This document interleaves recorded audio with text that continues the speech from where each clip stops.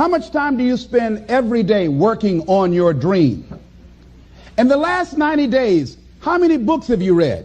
In the last year, what new skill or knowledge have you acquired?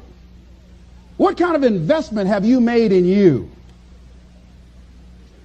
So I'm saying that as you begin to look at where you want to go, if you want to make it today, and things are changing so fast you have to literally run to stand still, I'm saying that you've got to make some conscious effort to begin to work to develop you. Here's something else. Most people are not living their dreams because of fear, ladies and gentlemen.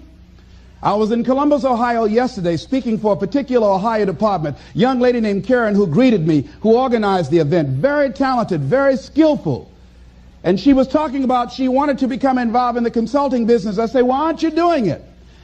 I said, you have the abilities. I said, you're not here because they like you. You're here because you're doing the job. You're making things happen. And she came up with all kinds of ideas, but finally she said, I guess I can't see myself doing it. I guess I'm afraid. Fear, limited vision, and lack of self-esteem is what keep most people doing things they don't want to do. I flew from Columbus, Ohio to Denver, Colorado to a major communications company. And the person that picked me up at the airport told me about the fact that the company was planning on having a major downsizing. And they offered some of the employees there an early retirement, and some of them will earn as much as $300,000. And they said, this is the last time that you can take this offer. If you don't do it, when we have the downsizing, you might be among those who will lose their jobs, and all you will get is your severance pay. And only 50% of the people who were eligible to take the $300,000 took it. The others were afraid to take a chance on themselves. The others couldn't see themselves beyond that company. They couldn't see life after that company. The same reason that people stay in relationships where they're abused or they're unhappy or it's unfulfilling. They can't see themselves beyond that relationship. They can't see themselves enjoying life without that person. They think that this is all that they can do. The same reason that people get stuck at a certain level in life. They can't see things being better for them. And they think that this is it and this is all they deserve. This is all they've ever seen. It's been passed on to them. And they think that this is it for them. Oh, no. I was looking what Dr. Blanton, Smiley Blanton, who is a colleague of Dr. Norman Vincent Peale, what he said about fear. He said, fear is the most subtle and destructive of all human diseases. Ladies and gentlemen, fear kills dreams. Fear kills hope. Fear put people in the hospital. Fear can age you. Fear, ladies and gentlemen, can hold you back from doing something that you know within yourself that you're capable of doing, but it will paralyze you. And it seemed like you're in a hypnotic spell. And I ask you a question, what is the benefit? What's the benefit of allowing fear to hold you back? What's the benefit of giving up on yourself, of not stepping out on life and taking life on? What is the benefit for you? What's the plus in that? It's one of the things I had to ask myself. So I didn't want to make any mistakes. I wanted everybody to like me. I wanted to be perfect the first time I did something. It's not going to happen. You're going to make some mistakes. You're going to hurt some folks' feelings. You're going to create some enemies whenever you decide that you want to begin to take life on. You've got to ask yourself, how long am I going to allow this to hold me back? I like what Zig Ziglar says. He said, fear is false evidence appearing real. That is an illusion that we create in our mind. It is a state of mind that can be changed. So let's look at how we can begin to take some steps to restructure that fear, to begin to expand our visions of ourselves, to begin to increase our self-esteem. Webster said that self-esteem means confidence and satisfaction in oneself. Look at your life right now. Whatever you've done up to this point in time, your life is working. Whatever you have produced, it came out of you as a result of the kind of person that you have become.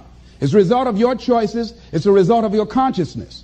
Now you have to ask yourself, are you satisfied with what you have produced? Is this what you want? Would you like for things to be better than this? Do you believe that you deserve better than this? Or are you content? This is it. You don't have to do anything else. That you've already resigned yourself in life and say, well, I'm happy. Are you allowing yourself to get off the hook like that? Or do you believe somewhere in the back of your mind or in your heart that there's some other great work for you to do? There's something else that life has for you. And that's why you're here. How do we handle this fear factor? How do we increase our self-esteem? You have to begin to fortify yourself. How do we do that? I believe that you have to begin to consciously monitor your inner conversation and start talking to yourself. Start building yourself up. Sometimes the only good things you will hear about you are the things that you say to you. So I'm saying learn to be your own booster. Start building yourself up. Start encouraging yourself. Start saying, I can do this. I can make this happen. When I started thinking about becoming a speaker, I said, yes, I can do this. I can make this happen. When I start trying to convince myself I can be a businessman after flopping and failing and losing thousands of dollars and feeling stupid and dumb and having people take advantage of me because of what I didn't know. I had to talk to myself because people were saying to me that I was dumb. And somewhere in the back of my mind, I was saying, you're right. Look at what I've done. I had to say, no, Les. Hey, come on, man, get yourself together. You can handle this. You just haven't figured it out yet. It's all right. This is your training period. This is the tuition you have to pay for what you don't know. You can do this. Other people have done it. It doesn't take an Einstein. Get you some people that can teach you some stuff that you don't know. Get you some people that have done it successfully and learn from them. Take some seminars, workshops, read some books on how to manage a business. Change the way you see yourself and begin to tend to the personal details. Understand that nobody's going to take care of your business better than you. And when I start changing that kind of mindset of beating myself up because of my mistakes and start looking at the possibility of my doing better, of my making the adjustment that would enable me to do what I want to do successfully, things begin to change. And I'm saying, stop beating up on yourself. You do it. I know you do it. I've done it. It's a natural inclination for us to put ourselves down. See, we are born negative, I think, in a negative consciousness because we live in a negative world. See, you don't have to teach children to lie. They'll lie automatically. Did you wet in your pants? No, I did not. Well, what is that? I don't know. You don't have to encourage kids to misbehave. They will do it by themselves. You don't have to encourage them to do the wrong thing. They will do it automatically. You have to correct their behavior. So I'm saying that we have to work through the challenges of life in learning how to begin to work to fortify ourselves.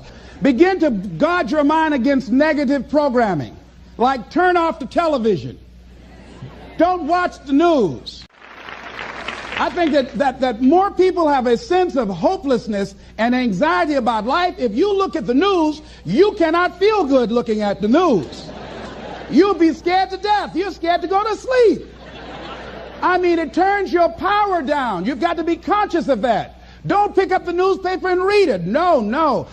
Just try this. Just experiment with yourself. Now, if your job depends upon you knowing certain things, let somebody tell you just about those things. But start filtering the stuff you allow to come in your mind. You know that song you used to have? Say, don't let nobody bring you no bad news. I tell my staff, look here, don't tell me any bad news while I'm on the road. Let me handle it tomorrow. I don't like anybody to tell me any bad news at night before I go to sleep. I can't do anything about it anyhow. Why let me go to sleep with that on my consciousness? No, and my staff, they know that. Say, let it wait till tomorrow. And I have a period of time. Tell me bad news between 10 o'clock and 12 noon. After I prayed and meditated and read my books, I'm fortified, I'm ready to handle it. I deal with them and I'm out of there and I'm going on to something else. So you've got to guard the kinds of things that you put in your mind. See, if you don't program your mind will be programmed because human beings are goal-oriented. That's why we die of broken hearts early. That's why we're running through life to early graves. We're going through life, ladies and gentlemen. And I think that Henry David Thoreau said that most men live in quiet desperation. Most of us go through life running scared. Larry DeAndre, who I think is going to be one of the greatest motivational speakers around today, told me a story, a true story of a friend of his, that every day when he came home from school, when he would get to a certain block in his neighborhood, there was a neighborhood dog that would chase him. And that dog would start after him barking. Boy, he would run, just running from that dog every day, every day. Finally, he just got tired of that dog chasing him every day. He said, this dog come around here today, I'm going to take a brick or something and bust him in the head. So he was walking home that day, minding his own business. Sure enough, same area, there was that dog there. And the dog started barking, he started running, he saw a brick, and he stopped and picked up the brick and turned around, and the dog got close to him. He realized the dog didn't have any teeth.